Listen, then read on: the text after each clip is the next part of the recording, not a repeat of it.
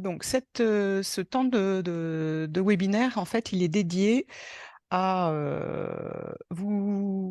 à vous présenter à l'oral quelque chose qui parfois est un peu aride à présenter via les différents supports que nous avons, mis à disposition et donc à l'oral pour, rendre vivant, des choses qui sont parfois un peu, qui semblent, touffues, mais qui en fait sont très simples.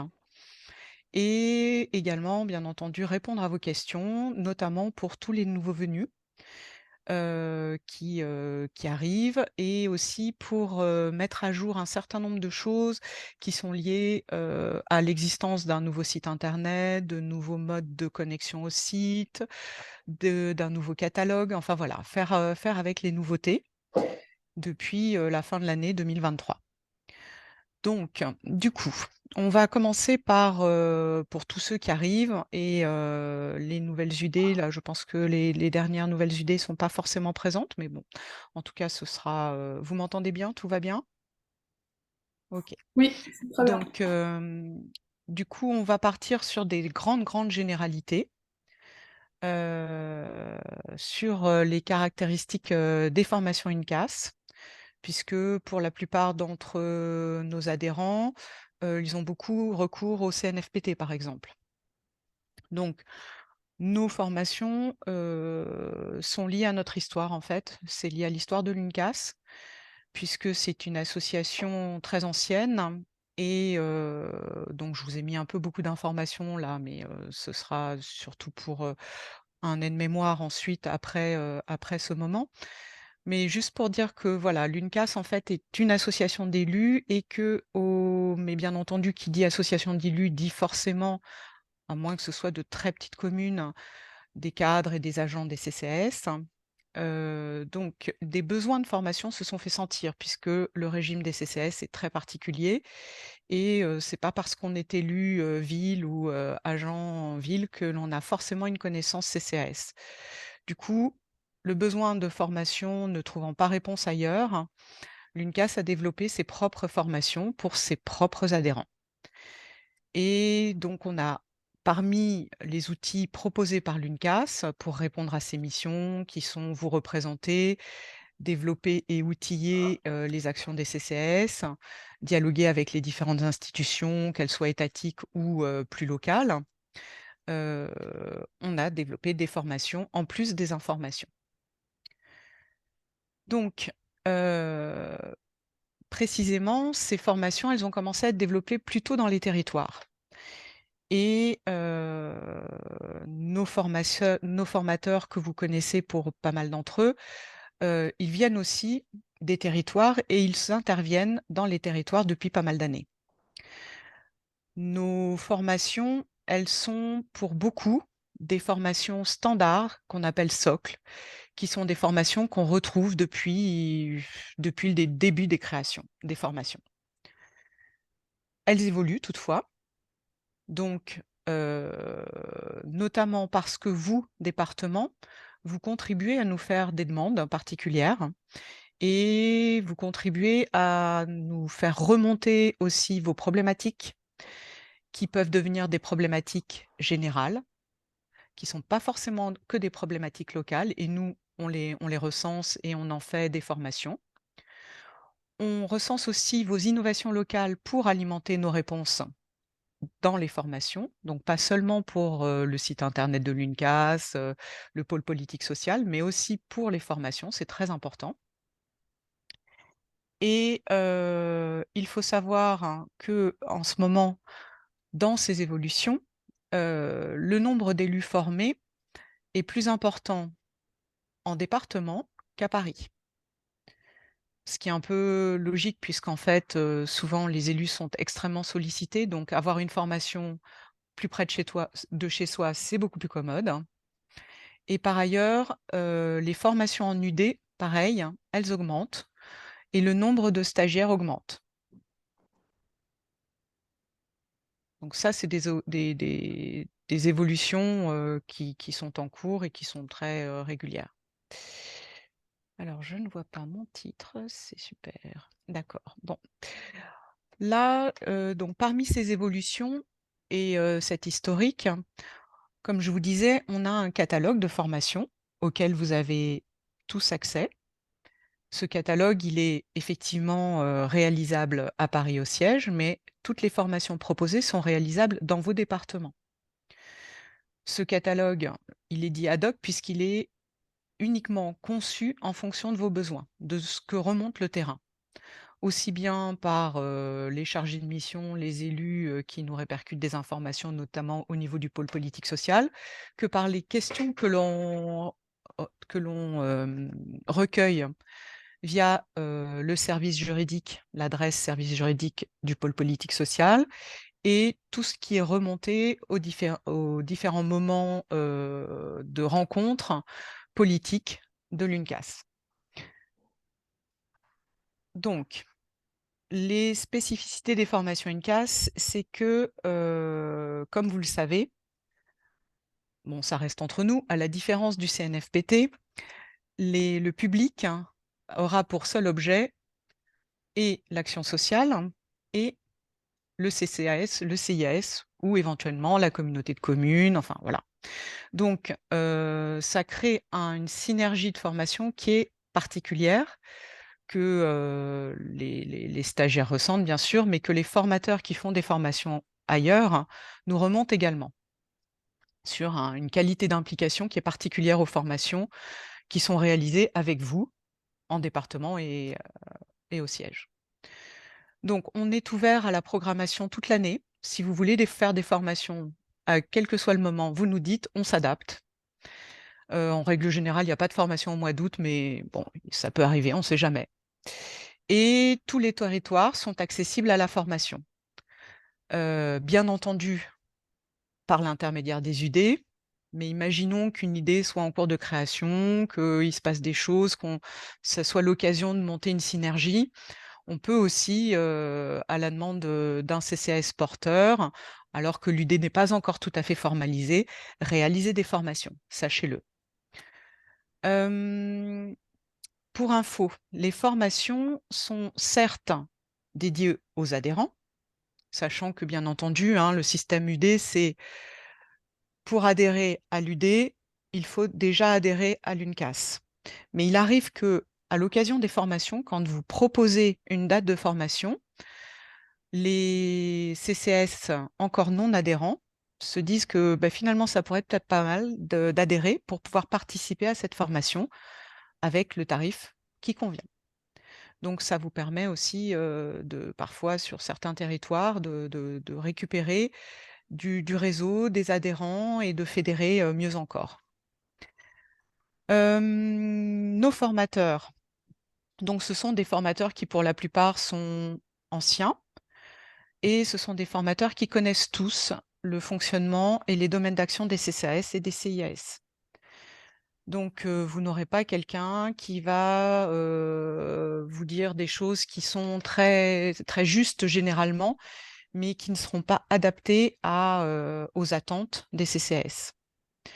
Donc, quand vous nous demandez une formation, on va voir avec vous tout un tas d'éléments, notamment votre besoin et s'il rencontre le catalogue ou pas, et comment on peut adapter votre besoin à l'offre, aux formateurs disponibles, à ce qu'on sait que, par exemple, on a pu déjà faire par le passé et qui pourrait être remobilisable, mais qu'on a abandonné pour différentes raisons, ou qu'on a déjà en projet et qu'on peut peut-être vous proposer pour expérimenter. Enfin, voilà, tout est possible. On est vraiment à votre disposition. Donc, sinon, pour finir de présenter l'organisme, bon, ça c'est assez standard. Donc, nous sommes certifiés Calliope. Nous venons de passer les fourches codines de la certification depuis là quelques mois de nouveau, puisque c'est très régulier. Les échéances sont de plus en plus rapprochées. Nous sommes également agréés pour la formation des élus. Donc, vos élus peuvent recourir à leur DIF élu pour participer à vos formations.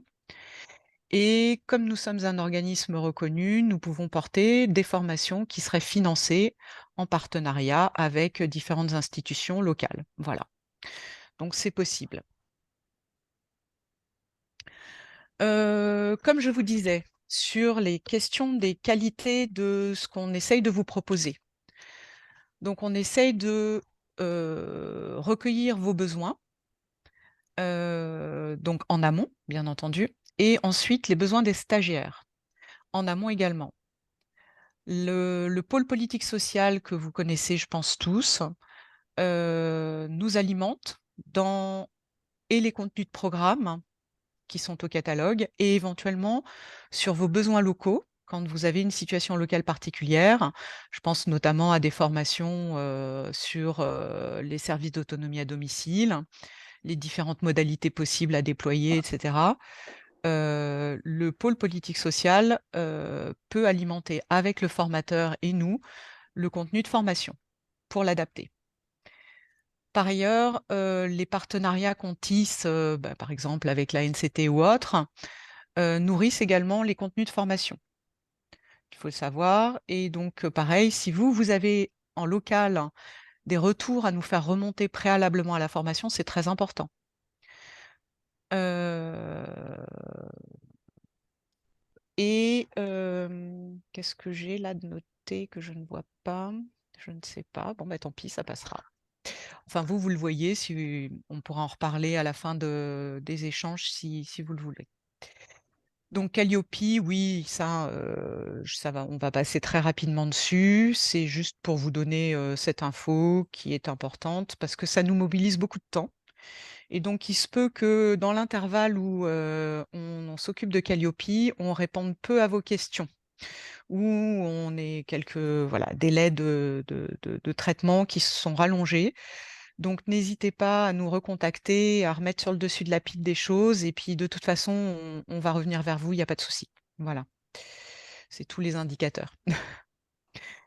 Donc pour revenir là, je redisais, le public, oui, les élus sont accessibles à la formation, les agents, tous agents, les représentants associatifs nommés des CA, des CCAS, il faut le savoir, vous pouvez, nous les acceptons en formation. Alors évidemment, il y a la question du financement de leur formation, mais en tout cas, si la collectivité est prête à financer leur formation, il y a aucun obstacle à leur proposer.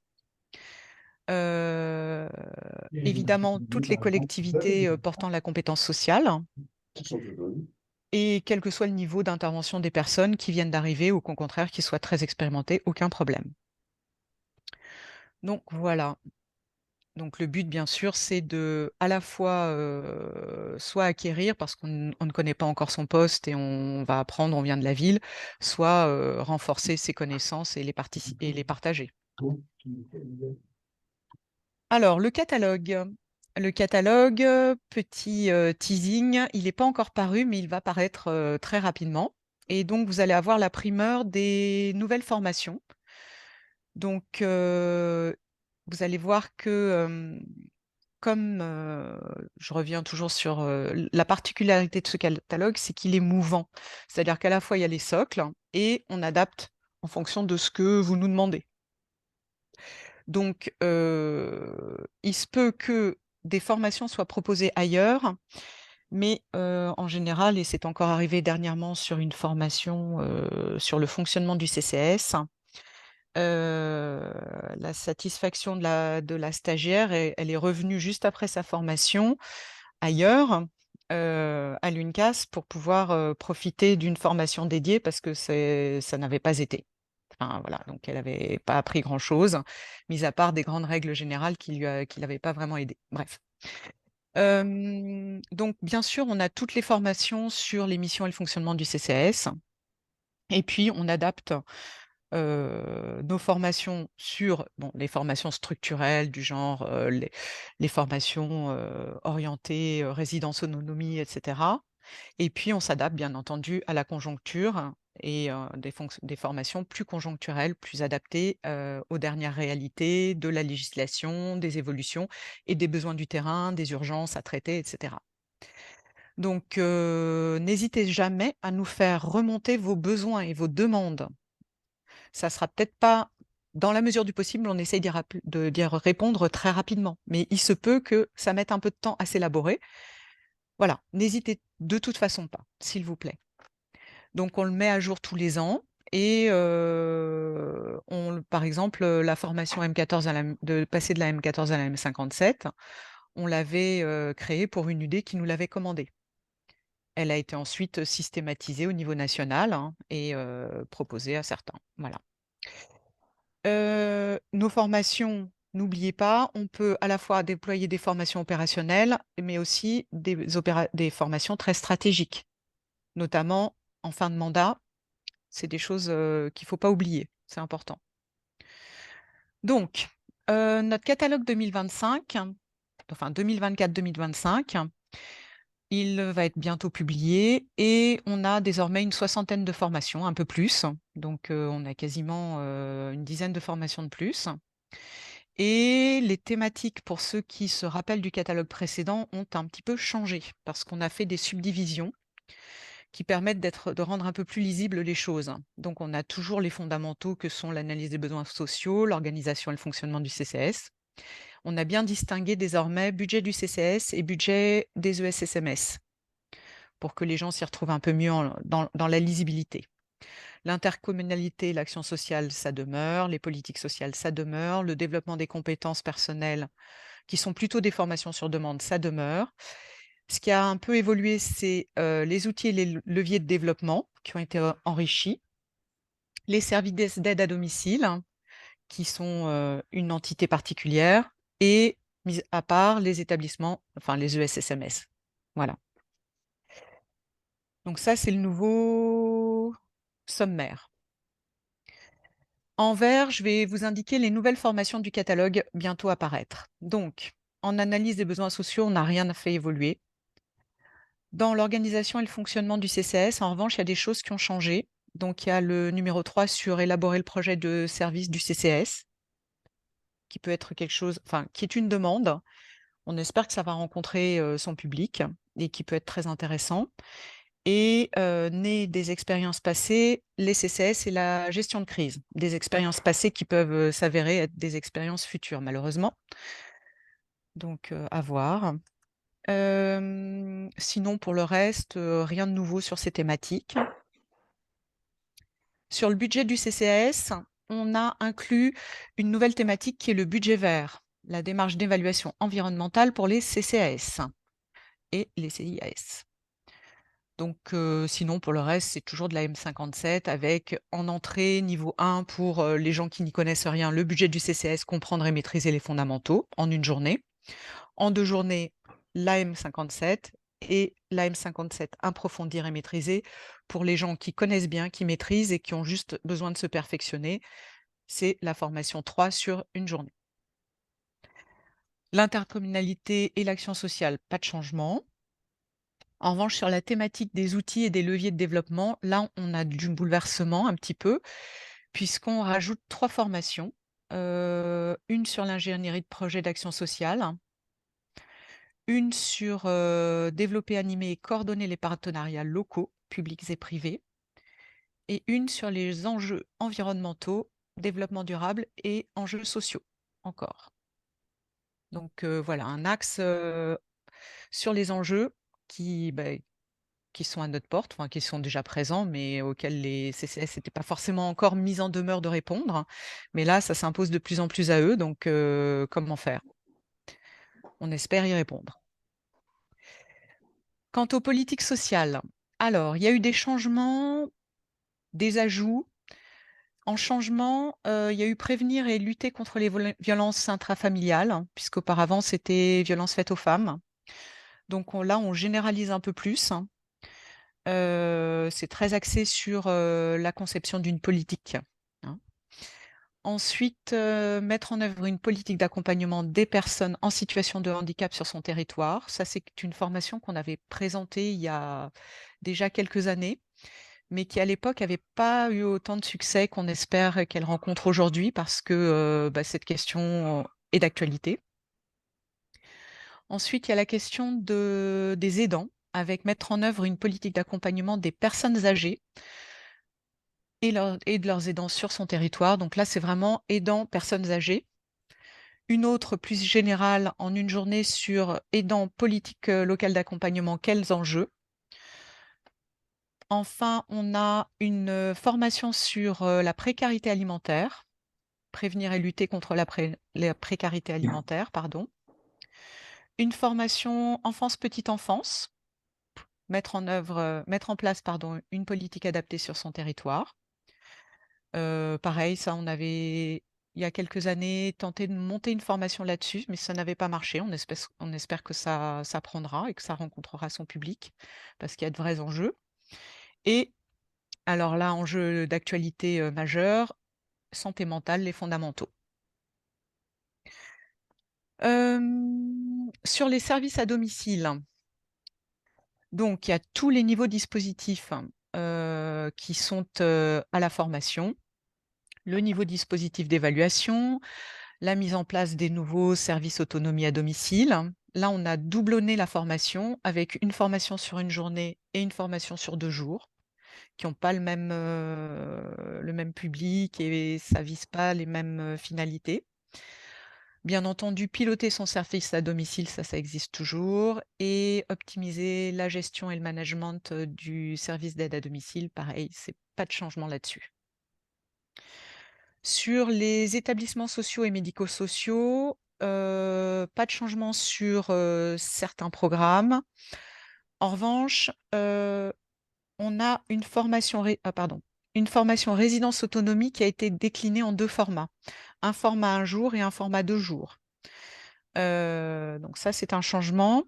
Sur les EHPAD, on a développé une formation sur la contractualisation, les appels à projets et la démarche qualité.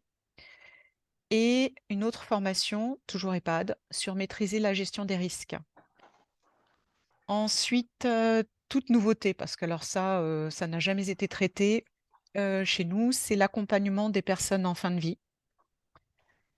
Et enfin, la relation soignant-soigné-famille, hein, qui avait déjà été proposée, qui est totalement remaniée, mais c'était il y a fort longtemps. Voilà. Sur le budget et la comptabilité des ESSMS, pas de changement. Toutes les formations qui étaient au catalogue de l'an dernier demeurent. Et sur le développement des compétences personnelles, on a juste ajouté la formation apprendre à gérer les situations conflictuelles. Voilà. Donc tout ce nouveau catalogue va être publié, on espère, d'ici mi-juin. Et bien entendu, vous le retrouvez sur le site, comme toujours, et il vous sera communiqué, comme toujours, chaque année à la sortie du nouveau catalogue. À vous, chargés de mission et élus, des UD. Voilà. Donc, j'espère que tout va bien. On enchaîne. Donc pourquoi, faire des formations UNCAS en UD? Quels en sont les enjeux et les avantages? Les enjeux, Laure, les a déjà présentés, très clairement. Bien entendu, c'est, animer et assurer la cohésion locale, hem, fédérer et aussi, ça s'avère aussi parfois dans certaines de vos commandes, de manière accentuée, c'est assurer un niveau d'information et de compétences socle, global pour tous les adhérents du territoire. Cette possibilité existe. Ça existe notamment dans la thématique, domiciliation. Ça peut être un bon outil. Pensez-y, voilà. Parce que, bien entendu, former de nouveaux venus, c'est toujours très bien, mais assurer un niveau de connaissance, on va dire standard ou mutuel plutôt, ça sera mieux. Parce que, il est pas standardisé justement puisqu'il est adapté au local. Donc un niveau de connaissance mutuel, hein, et d'échange, de pratiques et cetera mutuelles, ça passe aussi par les formations. Pas que, hein, bien sûr, mais c'est aussi un outil. Pensez-y, voilà. Parce que vous développez tout un tas de choses et la formation est également un outil, qui permet de faire ce genre de réalisation. Et oui, bah, comme on le disait, l'actualité, est actuellement, fort mouvante, aussi bien sur un plan purement, réglementaire et juridique que, des réalités auxquelles les CCAS, sont confrontés, notamment budgétaires par exemple, mais pas que.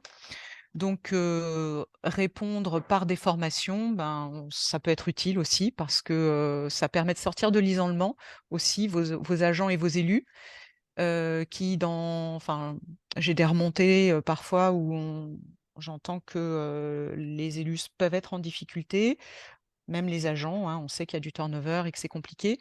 Donc, la formation est un outil de stabilisation des équipes et c'est essentiel pour tout le monde.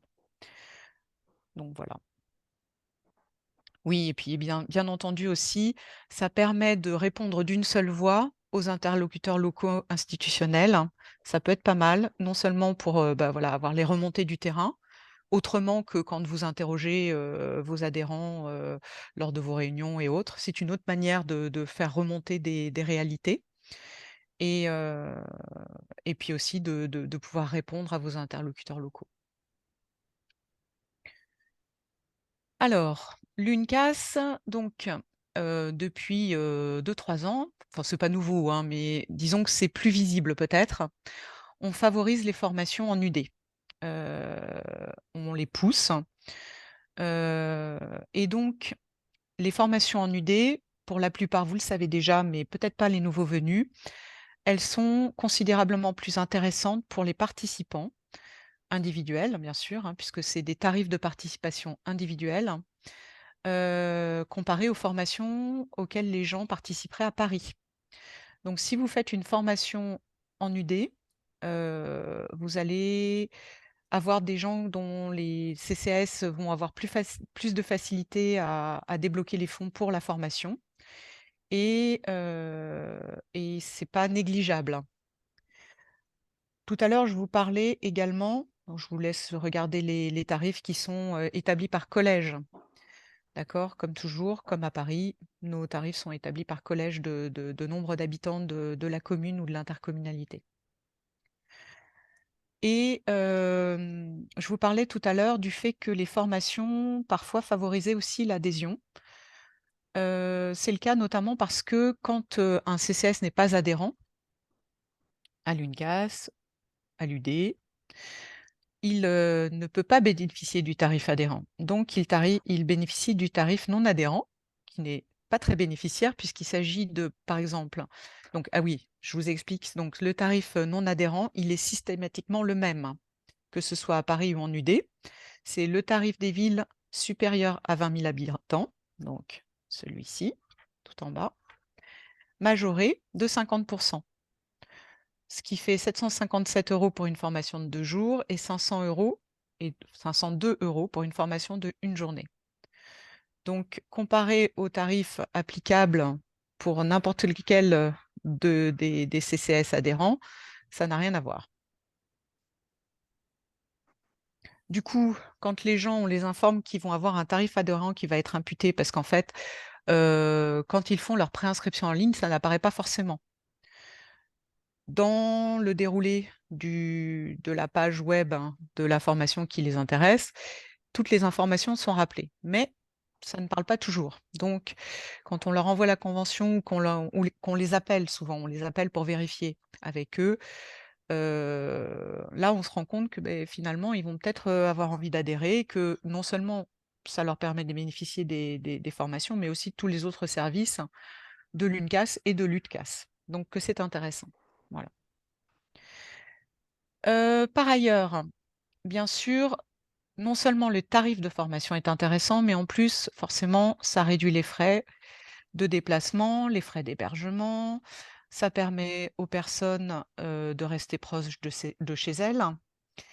Ça permet, bien sûr, c'est pour ça que, on a de plus en plus d'inscriptions en UD, c'est parce que la formation est bien entendu facilitée. Ça permet aussi à donc plus de personnes peuvent être formées puisque c'est plus accessible, hein. Et puis, là je ne l'ai pas mis, mais le succès tient aussi au fait que les gens sont, assurés de rencontrer leur réseau. C'est-à-dire, leurs collègues qu'ils ne connaissent pas encore, avec lesquels ils peuvent échanger, poursuivre les échanges ensuite. Ça se fait à Paris certes, hein, on est d'accord. Mais en département, c'est encore plus fructueux. Donc c'est un des critères que j'aurais pu rajouter. Par ailleurs, vous, en tant que chargé de mission, pour l'essentiel, il faut savoir qu'à partir de 8 participants à la formation, la 9e place est offerte. Alors, elle est offerte au chargé de mission et s'il n'y a pas de chargé de mission, à un membre du bureau de l'UD. Donc c'est très bon à savoir, parce que, il faut pas vous censurer. C'est enfin voilà, c'est quelque chose d'intéressant et dont vous pouvez bénéficier.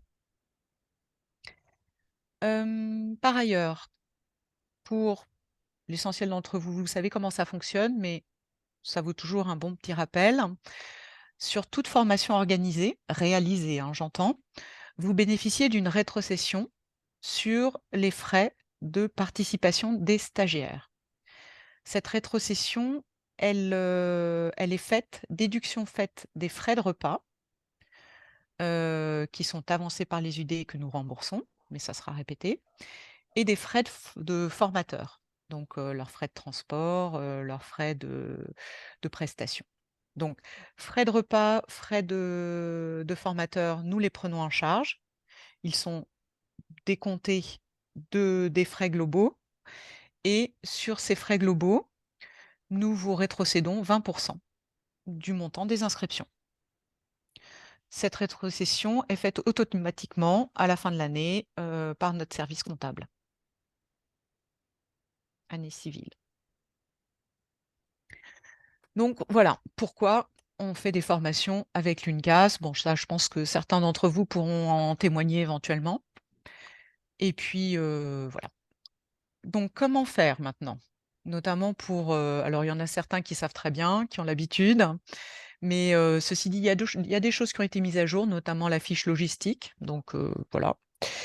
Donc le processus et la procédure à suivre, hein, pour réaliser une formation avec nous, c'est très simple en fait. En fait, le plus simple qui a été mis en place, c'est que vous nous appelez, vous nous envoyez un mail, on échange. On échange sur le contenu, notamment, vous avez une vague idée ou vous avez une idée très précise, vous avez vu un programme au catalogue qui vous convient, parfait. Vous avez une vague idée sur la thématique, mais vous savez pas trop ce qui conviendrait le mieux, pas de problème. Vous avez une idée de la période, OK, on va définir ça avec la formatrice ou le formateur. Les besoins qui vous sont remontés du terrain, ils sont soit très formels, vous savez tout à fait ce que vous voulez, enfin formalisés plutôt, ou alors ils sont un peu flous encore. On va essayer de les préciser au fur et à mesure en amont, déjà en échangeant entre nous au téléphone ou ensuite avec, les questionnaires, notamment le formulaire en ligne d'inscription ou enfin voilà, donc à chaque étape de la réalisation de la formation, les choses vont se préciser. Heu, les choses vont d'autant mieux se préciser que vous allez nous parler du contexte. Parce que nous, à la formation, on on peut avoir des infos, du PPS, du réseau, mais elles ne seront pas toujours exhaustives ou on n'aura pas forcément le temps. Donc dès que vous nous rappelez le contexte local dans lequel va s'inscrire cette thématique de formation, c'est super parce que nous, on va pouvoir, répercuter ça auprès du formateur. Et vu tout ce que vous nous aurez dit, on va définir le formateur le plus adapté. Parce que sur un certain nombre de formations, on a plusieurs formateurs et on sait qui fait quoi, qui répond à quel type de problématique, et cetera. Une fois que alors ça, c'est très prioritaire et c'est crucial. Une fois que vous avez défini le lieu de formation et ça vous appartient. C'est à vous de vous mobiliser très rapidement. C'est que il faut que vous sachiez dans quelle ville, une ville accessible. Je vais vous le redire plusieurs fois, hein, je suis désolée, je vais le répéter, mais c'est vraiment très important.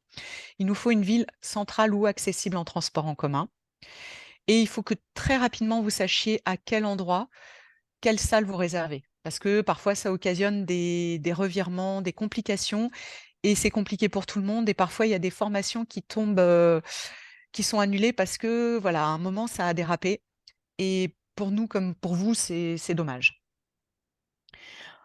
Nous, on va revenir vers vous ensuite avec un planning possible et vous allez nous sélectionner une date qu'on va caler. Elle sera définie. Donc voilà, on construit avec vous votre projet et si vous avez un projet très particulier, certains d'entre vous qui sont présents là ont porté des projets assez spécifiques, on s'adapte dans la mesure du possible, dans des délais raisonnables, etc. Donc oui, voilà, on a besoin, pour construire, on a nos échanges entre vous et nous, l'expression de besoin qui remonte au formulaire d'inscription en ligne, puisqu'il y a un champ dédié où les gens disent pourquoi ils ont besoin de la formation. C'est un champ ouvert, mais voilà. Et on recueille aussi leur niveau de compétences auto-évaluées. Donc ça permet aussi de voir s'ils sont débutants ou pas, etc. Ensuite, il y a le questionnaire avant stage qui est ouvert. Et là, on voit ce qui remonte. Il se peut que d'ailleurs, à cette occasion, on dissuade des gens de participer en leur disant: «Ah, cette formation-là, elle n'est pas indiquée pour vous, il vaudrait mieux que vous participiez à telle autre». Sachez-le, c'est très important.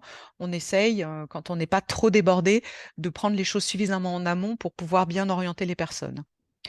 Et comme je vous disais, on vous dédie un formateur adapté aux besoins spécifiques. Voilà. Donc, pour résumer très simplement, une fois cette étape définie, heu, comme je disais, il nous faut des dates à valider très rapidement. Vous nous dites une période, nous on va voir le formateur, on lui dit: «Est-ce que tu as des périodes possibles pour tel département?» Si vous avez la ville, il va nous donner une réponse beaucoup plus rapide parce que lui, il saura, comment il va s'embarquer dans ces différents déplacements hexagonaux ou avec, les outre-mer. Donc il a besoin de savoir quelle ville est concernée et si c'est accessible, si le lieu de formation est très accessible ou s'il va devoir compter 1 heure de plus pour accéder au lieu de formation depuis la gare. Voilà. Donc ça, c'est très important de réserver la salle et vous communiquez la session à vos adhérents. Une fois que la date, la salle sont définies, paf, on vous envoie le lien et vous communiquez la session à vos adhérents. Vous ne tardez pas surtout pour pouvoir les relancer ensuite. Voilà. Une fois que voilà, ça sera en route, tout sera bon, on va vous envoyer, une fiche logistique qui va tout recenser, qui va reprendre tous les points essentiels. Et ce qui vous incombe particulièrement, c'est de réserver un restaurant parce qu'en fait, nos formations sont réalisées, avec un temps de restauration qui continue d'être un temps de travail, en fait, beaucoup plus informel, puisque stagiaires et formateurs sont réunis. Alors, il arrive que ça ne se produise pas comme ça, mais c'est tellement minoritaire que ça vaut même pas la peine d'en parler. Dans l'idée enfin voilà, en principe, formation, temps de pause méridienne d'1 heure, formateurs, stagiaires réunis. Éventuellement, si vous le voulez, élus, chargés de mission, pas de problème. Et puis ensuite, on vous rembourse les frais. Alors ça, c'est le schéma. Vous accueillez le formateur le matin, et les stagiaires. Si alors précision, s'il y a un élu de l'union départementale qui est présent, c'est très, très, très apprécié par les stagiaires. Vous marquez des points. On en entend parler dans nos retours, dans des échanges informels, c pas forcément si des fois ça arrive même dans les réponses aux questionnaires post-stage. Si, ensuite, étape ultérieure, préalable, on vous aura peut-être demandé d'imprimer des supports. Là, vous nous dites si vous avez la possibilité de le faire ou pas. Sinon, on les diffuse auprès des stagiaires préalablement à la session, charge à eux de les imprimer, voilà. On va également vous demander d'imprimer, le QR code, le lien vers le questionnaire, d'évaluation des acquis de formation. C'est une nouveauté. On s'adapte parce que bon, selon les bref, on trouve des solutions et on va également vous demander d'imprimer et de diffuser les feuilles d'émargement. Très important, c'est essentiel et de les recueillir signées de tout le monde. Matin, après-midi et le soir, vous nous les adressez d'abord par mail en les scannant ou en envoyant une photo photo avec votre téléphone portable, vous m'envoyez une photo, pas de problème. Et ensuite, vous nous les adressez par courrier, mais ça, vous pouvez nous faire une liasse avec plusieurs, c'est pas gênant. Ce qu'il faut, c'est qu'on ait tous les présents, comme ça, nous, on peut pointer les présents et envoyer les livrables au présent uniquement tout de suite. Parce que sinon, quand ça attend, alors on n'arrive plus à envoyer les livrables, on n'arrive plus à envoyer les certificats de réalisation. Donc plus vite c'est fait, mieux c'est. Voilà. Pour cadrer tout ça. Donc j'espère que c'est clair. Vous voyez, c'est pas très chargé en fait, puisque nous nous occupons de tout le reste. Vous vous accueillez, nous on est l'organisme de formation, donc on prend en charge tout le reste, tout ce qui est à mettre en œuvre pour la bonne réalisation d'une formation. Donc, c'est le cadre et la procédure maintenant qu'on va aborder. Donc, il y a un cahier des charges qui d'ailleurs est en cours de mise à jour là, qui détaille les obligations de chacun, c'est-à-dire les nôtres, les vôtres, et pour que la formation soit satisfaisante pour tout le monde, qu'il n'y ait pas de bug, hein, que ça réponde au cahier des charges que nous nous sommes fixés. Pour info, depuis toujours, chez nous, une formation avec un format idéal, c'est 12 personnes. 15 personnes, ok, on va jusque-là. Quand Calliope est venu s'imposer, il s'est avéré que Calliope impose 15 personnes max. Donc, comme quoi, on était parfaitement dans les clous. Mais voilà, pour savoir, une très bonne formation, c'est 12 personnes. Ça permet une qualité d'échange particulièrement riche et satisfaisante pour tout le monde. Donc, ce cahier des charges, il vous est soumis tous les ans pour signature. Ensuite, le cadre, il passe aussi par le site de l'UNCAS, puisque le formulaire d'inscription, il est sur le site et toutes les infos utiles sont rappelées sur le site. Euh, donc oui, on vous communique le lien à communiquer à vos adhérents pour l'inscription en ligne. Ensuite, donc comme je vous disais, nous, organismes de formation, nous nous chargeons de la partie administrative. Donc quand les gens ont réservé leur place, parce qu'en fait c'est ça la finalité du site internet, c'est recueillir les profils, le nombre d'inscrits, vous informer au fur et à mesure, et recueillir, et aussi, pardon, que les gens puissent réserver leur place. Que quel que soit le circuit de signature auquel ils sont confrontés en interne, ou même si ce sont des élus avec un DIF et donc pareil, des procédures un peu lourdes, nous, on sait qui candidate, on réserve la place. Charge à eux ensuite de nous dire: ah bah finalement j'ai pas le budget, tant pis, dommage, bon bah ok, au revoir. Ou ah bah finalement je suis pas disponible. Ou ah le circuit de signature va être très très long, mais c'est bon, j'ai le feu vert en interne, pas de problème. D'accord? Par mail ou par téléphone, très important. Nous, on garde la place, on sait qui attendre. On n'a pas ensuite des gens qui nous disent: ah, mais moi, je voulais venir, mais j'attendais la signature de mon maire. Ah, mais non, pas attendre la signature du maire, surtout pas. La signature du maire, elle peut intervenir la veille de la formation, il n'y a pas de problème. En fait, notre objectif à une case formation, c'est de former, de permettre aux gens de monter en compétences au maximum. Donc, on s'adapte. C'est pas toujours facile, c'est chronophage. Bon, voilà, des fois, hein, mais on va le faire au maximum. Sachez-le. Voilà. Oui, donc on va envoyer les questionnaires avant stage pour connaître les besoins.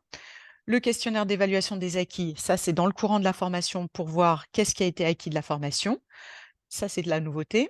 Le questionnaire post-stage, parce qu'auparavant c'était informel, pardon, le questionnaire d'évaluation des acquis. Là on le formalise.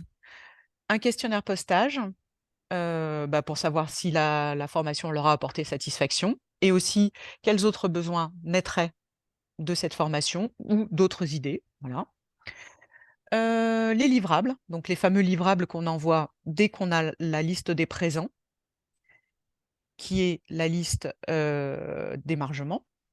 Et ensuite, votre propre questionnaire d'appréciation, qui est en fait un lien permanent sur lequel vous pouvez nous faire vos retours. Pour ce faire, donc, quels outils on vous propose? Donc, il y a le mémo formation UTCAS que Laure vous envoie chaque année. Il est mis à jour chaque année. Ça vous rappelle l'essentiel de ce qui vient d'être dit là. Et voilà, donc c'est complémentaire de ce webinaire.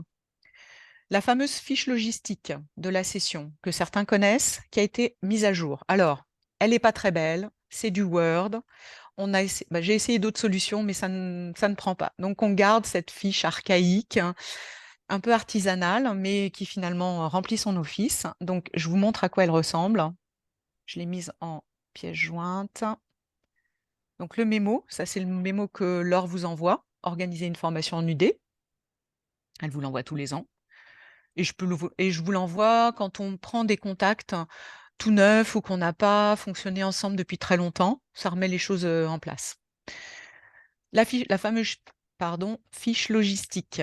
Donc, cette fiche, elle recadre tous les éléments utiles à la réalisation de la session. On anticipe et plus tous ces éléments sont renseignés, mieux c'est. Donc là, vous voyez la première page. Je ne vous ai pas mis la deuxième page, mais la deuxième page aborde quelque chose qu'on n'a pas dit encore. C'est notamment qu'est-ce qui est présent dans la salle, quels outils.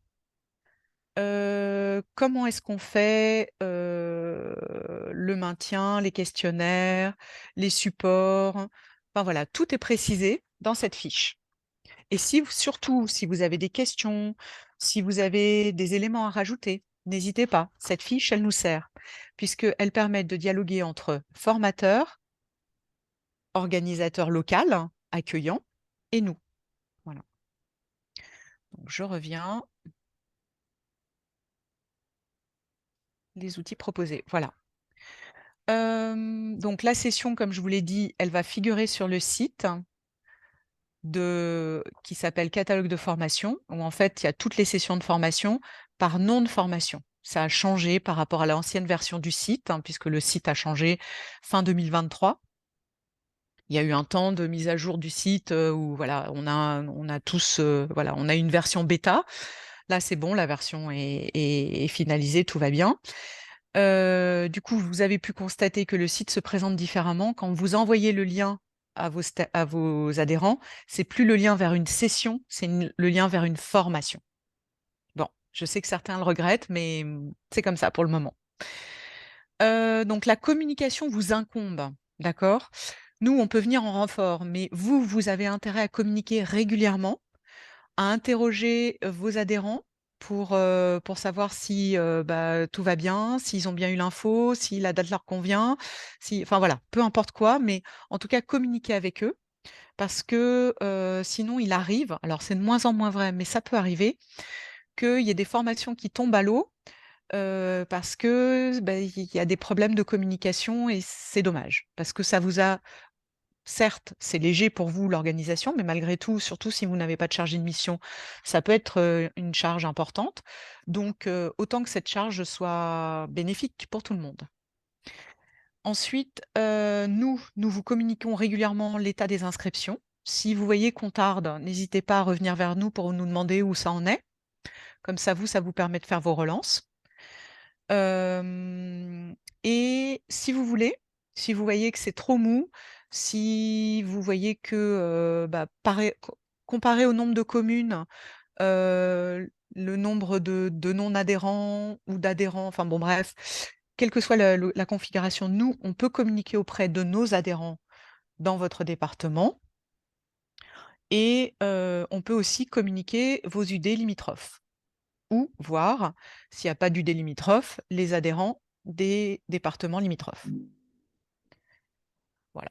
Donc les points de vigilance, c'est de bien anticiper, de choisir un lieu central aisément accessible, de relancer régulièrement vos adhérents, nous relancer si vous voyez qu'on a des ralentissements qui ont pu être effectivement dernièrement le cas, vu on a connu beaucoup de bouleversements avec le déménagement, etc. Et nous demander rapidement, pas trop tardivement, une communication si les inscriptions stagnent, pour qu'on puisse, voilà, qu'on ait un bon 3 semaines pour faire les choses, que ça ait des répercussions, etc. Et je vous ai mis en fin parce que c'est chouette et que si vous pouvez le faire, c'est fantastique. Mais bon, je sais que c'est un défi. La présence d'un élu de l'UD, c'est un plus pour les stagiaires C'est vraiment quelque chose qui est très apprécié. Voilà, mais ça peut être juste un élu qui est présent à l'accueil des stagiaires et qui fait la présentation, hein, ça suffit largement, ou qui est présent lors du déjeuner ou à la clôture de la formation. Voilà, ça peut être de cette manière-là. Un petit topo sur le droit à la formation des élus. Bon, ça vous connaissez. Donc, quel est le public? Qui est-ce que ça concerne? Les formations réalisées en UD sont finançables par le DIF élu. Petite spécificité pour les formations UNCAS. Merci d'inciter vos élus à se préinscrire en ligne sur le site de l'UNCAS. Pourquoi? Parce que ça leur permet de réserver cette fameuse place. On sait qu'ils sont intéressés, ils voudraient participer. Et nous, ça nous permet de ne pas les oublier parce que en fait, le fonctionnement du site de la CDC, enfin du DIF élu, est pas toujours, ça coupe régulièrement, enfin, c'est pas toujours très fluide. Donc là, au moins, c'est fluide, on sait, on a la trace. Si vous voulez des infos sur des rappels sur le droit à la formation des élus, bah, il y a un lien dédié sur le site internet de l'UNCAS. Et pour que les élus puissent retrouver facilement les formations sur le site du DIF élu, on a mis et au catalogue dans la page de chaque formation et sur le site internet de l'UNCAS le numéro de la formation, puisqu'on a un numéro dédié pour EDOF. Donc, puisqu'on administre les formations à la fois sur EDOF pour des élus et sur notre site internet. Bon, bah voilà, je crois que j'ai fait le tour, hein. J'espère que c'était clair, hein. Et je vous propose qu'on passe au temps des questions, sachant que les questions individuelles, hein, je vous l'ai mis là en entrée pour mémoire. Les questions individuelles, on y répondra après le webinaire, avec plaisir. Je sais qu'il y a des choses qui sont en instance, donc pas de problème, ce sera avec plaisir. Voilà.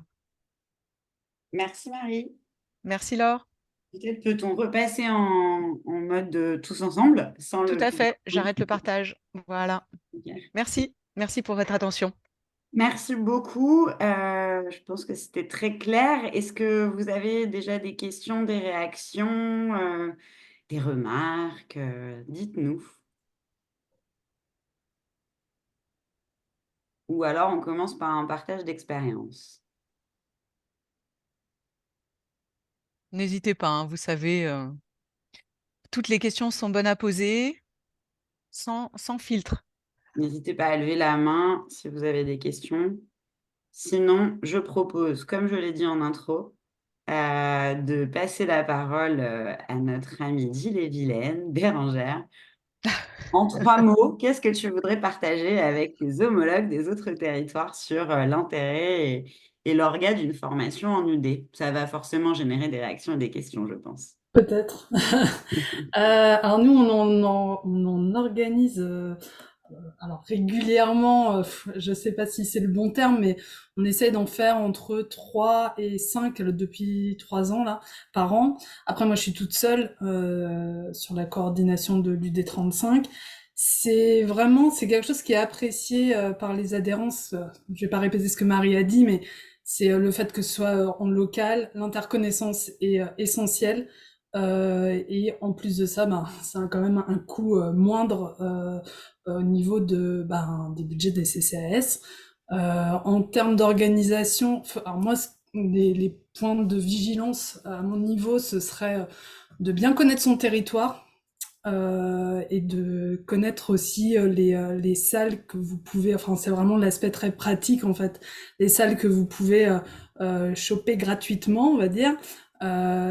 En termes d'organisation, c'est aussi avoir un lieu de restauration pas loin, qui accepte des groupes, qui propose des repas par rapport au tarif maximal qui est fléché par l'UN. Alors, je crois que je devrais le savoir, on a fait une formation hier, mais je crois que c'est 15 € par tête, me semble-t-il, au niveau de la prise en charge du déjeuner.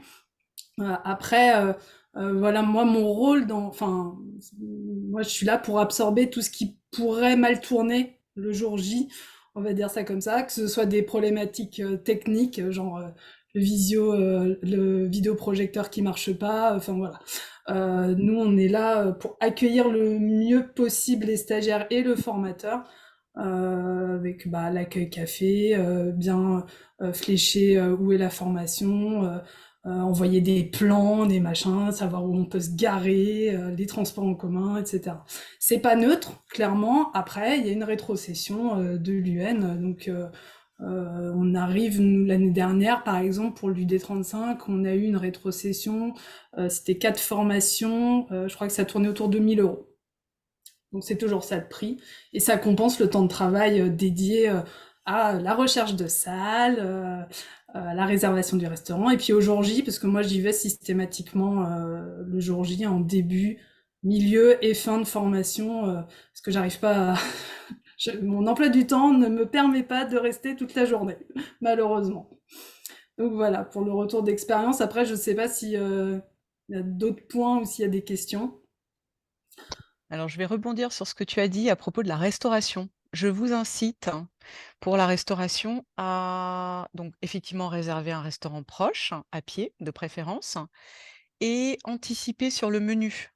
C'est ce qu'on fait nous à Paris, c'est-à-dire qu'on établit avec le restaurateur un menu par avance et on fait renseigner par tout le monde le menu désiré. 1 heure avant le temps de pause, on appelle le restaurateur en lui disant: «Bah, voilà, on a, 4 steaks frites, 2 poissons», et cetera, et du coup, lui, quand, tout le monde arrive, tout est déjà prêt. Voilà, petit truc et astuce. Merci Marie.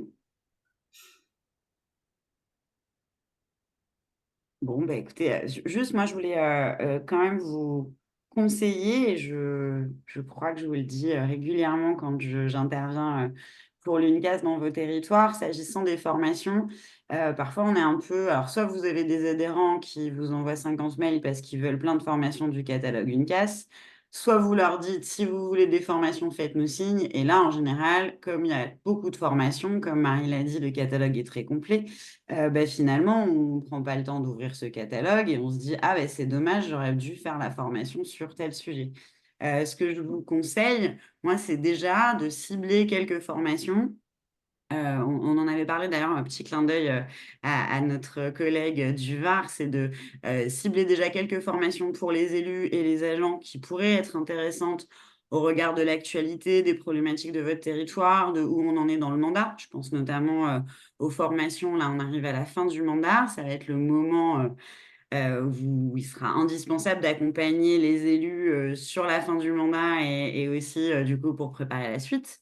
Donc c'est peut-être, identifier 4-5 formations, prendre dans notre catalogue, ressortir la fiche PDF et sonder pour voir si ça les intéresse et si vous arrivez à constituer un groupe. Puis du coup, avec un peu de chance, ils ouvriront le catalogue, et ils prendront le temps de regarder, dans ce catalogue ce qui les intéresse et pour aller un petit peu plus loin. Olivier, tu avais quelque chose à ajouter vraisemblablement. Merci Laure, merci Marie. Juste une petite précision, et c'est vrai que on est très attentif à vous accompagner, vous, dans votre animation de réseau aussi locale, parce que c'est notre but aussi. Laure parlait du fin de mandat, début de mandat. Vous vous souvenez, pour ceux qui étaient déjà là, on avait organisé des formations vraiment spécifiques pour les nouveaux élus, donc en 2020, proposer une formation, on va dire, un peu socle sur on va dire les b.a.-ba un peu de l'élu au social dans les communes, avec les outils, les bonnes pratiques, etc. Donc, c'est vraiment une démarche aussi d'accompagnement qui peut être un bon outil aussi pour vous, pour prendre contact avec vos élus, puis vous faire connaître, prendre un peu les marques aussi auprès des nouveaux interlocuteurs qui seront les vôtres. Donc, c'est vraiment un outil qu'on vous encourage à utiliser. Donc, la formation, c'est vraiment un outil de développement territorial important. Ça peut être un outil, on va dire, clé en main, hein, presque, pour réunir votre réseau, le faire vivre. Et puis, on va dire la nature humaine aime aussi ce genre de moment, ce genre de temps d'échange. Donc, c'est aussi ce qu'on vous invite à développer. On n'a pas évoqué les formations en visio, parce que je sais que certains nous en demandent. Nous, on a pris le parti de privilégier le présentiel, comme Marie parlait tout à l'heure du niveau de qualité de nos formations. Je pense que on est tous d'accord qu'on ne vit pas la même expérience quand on suit une formation en visio que quand on suit une formation en présentiel. On n'interagit pas avec les participants en visio de la même manière qu'on le fait en présentiel. Et puis, on ne crée pas de lien non plus vraiment fort quand on participe en visio. On a plus tendance à recontacter quelqu'un qu'on a vraiment croisé, à qui on a vraiment parlé de visu, qui on a vraiment parlé en réel, plutôt que quelqu'un qu'on a croisé en vignette sur une visio. Donc, c'est vraiment la dynamique et le parti pris qu'on a choisi, hein, de privilégier le présentiel. Après, on a pu s'adapter en raison de grèves, en raison d'événements un peu imprévus, donc pour ne pas annuler des formations à la dernière minute, transformer des formations qui étaient prévues en présentiel en visio. Donc voilà, on s'adapte, on a aussi cette souplesse. On a demandé aussi à nos formateurs de pouvoir faire preuve de souplesse. Donc ce qui fait que on est aussi, dans une certaine mesure, capable de pouvoir répondre à voilà, ce genre d'imprévu. Je sais qu'on a des collègues d'outre-mer qui sont aussi intéressés, donc on peut parfois proposer des formations en distanciel, hein. C'est vrai que ça peut être pratique, mais toutes les formations ne s'y prêtent pas. Les formations un peu techniques sur la comptabilité, ce genre de choses peuvent être partagées. Et des formations qui imposent voilà, des temps de travail un peu en atelier, partagent un peu de bonnes pratiques et d'expérience et de mise en situation. La visio ne le permet pas, donc on n'ira pas sur ce genre de format. Voilà, je voulais juste apporter ces petites précisions parce que je sais que ça fait partie des tendances, mais je sais comme vous que voilà, vous privilégierez aussi les vraies rencontres parce qu'on a tous vécu l'expérience Covid avec le tout en visio. On était tous contents de se retrouver et je pense qu'on voit aujourd'hui que quand on propose à nos adhérents participants à des formations qu'on souhaiterait pouvoir passer en visio pour la maintenir, tous nous disent, mais je préfère reporter ma participation et participer en présentiel. Donc voilà, c'est juste ces éléments-là que je voulais rajouter. Et merci à Marie pour son investissement aussi, hein, dans le pôle formation, qui est accompagnée de Cérine. Vous avez certainement déjà entendu parler, qui est en congé actuellement, mais qui travaille d'arrache-pied aux côtés de Marie voilà, pour répondre à vos besoins. Je tenais à le signaler ici. Merci Olivier. Oui, notamment, c'est beaucoup avec elle que vous allez avoir à faire pour les modalités très pratiques, des inscriptions, des feuilles d'émargement, etc. Voilà. Alors, j'aurais une question, s'il vous Oui, plaît. Donc déjà, merci pour votre présentation. On avait fait une demande au niveau de l'UD de l'Aisne concernant une formation sur la domiciliation qui date depuis maintenant quelques mois.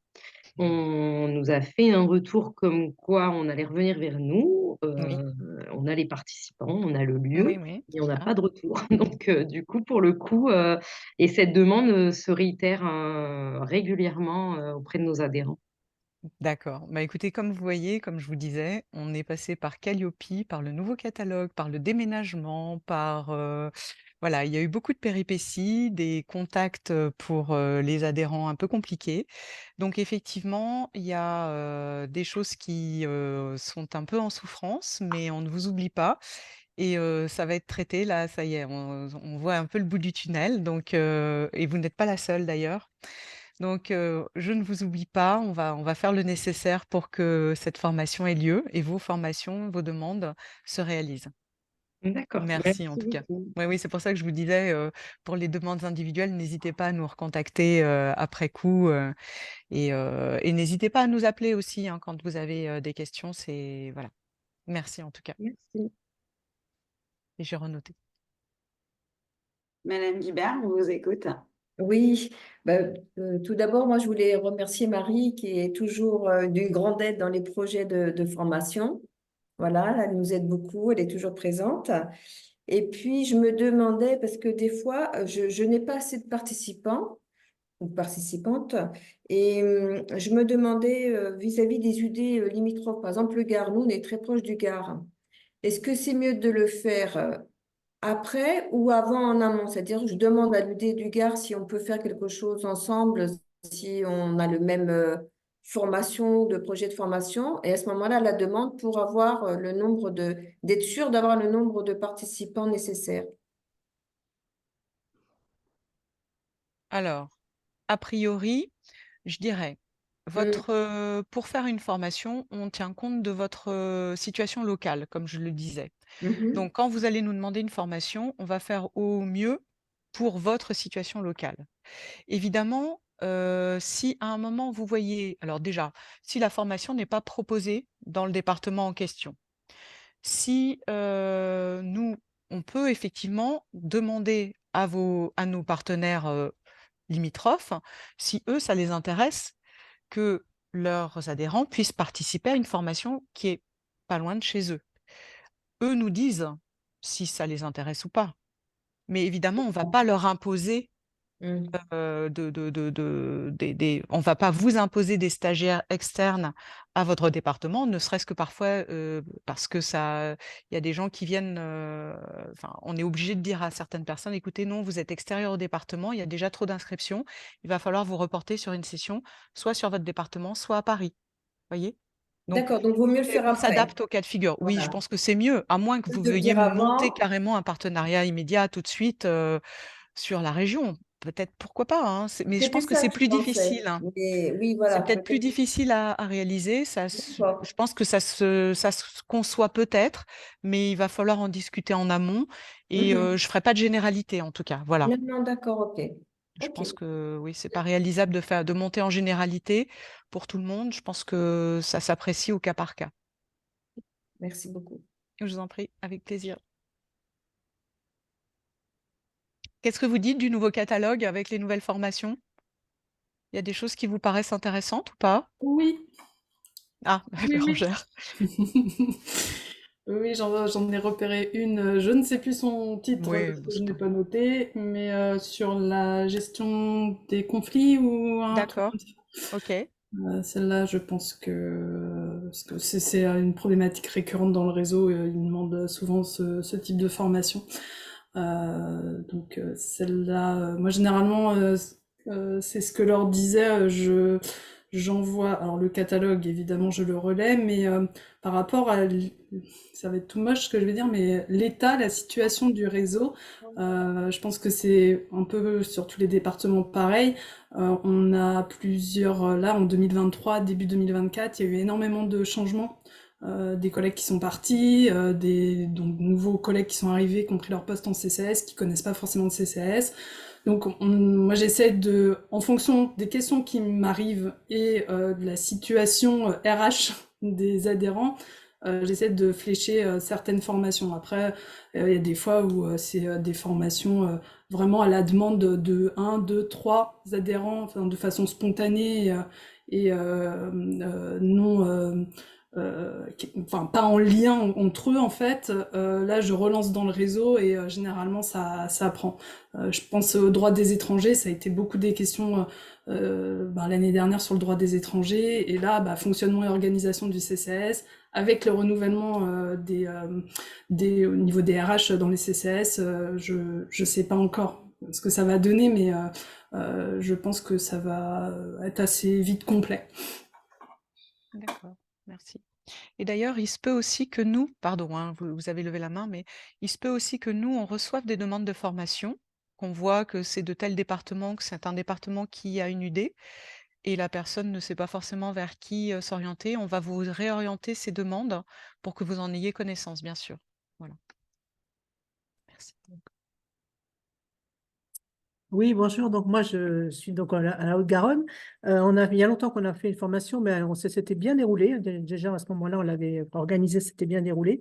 Et c'est surtout, voilà, vous demandiez sur les nouvelles formations, là, ce qui avait attiré l'œil, je suppose, pour beaucoup, c'est sur la santé mentale. Cette formation, je pense qu'elle va devenir de plus en plus essentielle sur les CCAS et sur les UD. Et c'est très bien d'aborder ce sujet parce que ça, c'est quelque chose qui vraiment nous inquiète beaucoup. Ouais. D'accord, Vraiment merci. merci pour ce webinaire parce que c'était vraiment très intéressant. Merci. N'hésitez pas à nous poser des questions complémentaires, hein, surtout. Merci. Oui, moi je suis tout à fait d'accord, sur la nouvelle offre de formation. C'est vrai que nous, on a des donc on en fixe plusieurs, hein. On en a eu, celle sur le pilotage entre, élus et cadres, qui a très bien fonctionné en Seine-Maritime. Et puis également sur, le numérique et comment on accompagne la population sur la fracture numérique. Donc c'est vrai que c'est pas forcément simple, parce qu'on a des territoires encore en zone blanche et il faut quand même le dire, c'est pas toujours simple. Par contre, c'est vrai que là, sur la fragilité, psychique, c'est vrai que les troubles, de plus en plus, on rencontre ces difficultés-là et en fait, on n'a pas de réponse au niveau du CNFPT. Même nous, au niveau on est gestionnaire de 2 résidences autonomie, sur le CCAS, où je travaille et en fait, on n'a pas ces réponses-là et même pour la formation résidence autonomie, souvent, en fait, les retours qu'on a, c'est que c'est des formations de très bonne qualité parce qu'elles sont réellement, au cœur de nos préoccupations. Et quand on va sur des formations, CNFPT ou autres, en fait, on fait du généraliste et ça va être, on va, mettre, en corrélation les résidences autonomie et les EHPAD et en fait, non, on répond pas au même cahier des charges. Donc souvent, c'est les retours qu'on a et que l'UN propose de très bonnes formations de qualité et vraiment, au cœur de préoccupations que nous rencontrons au quotidien. Merci pour ce témoignage.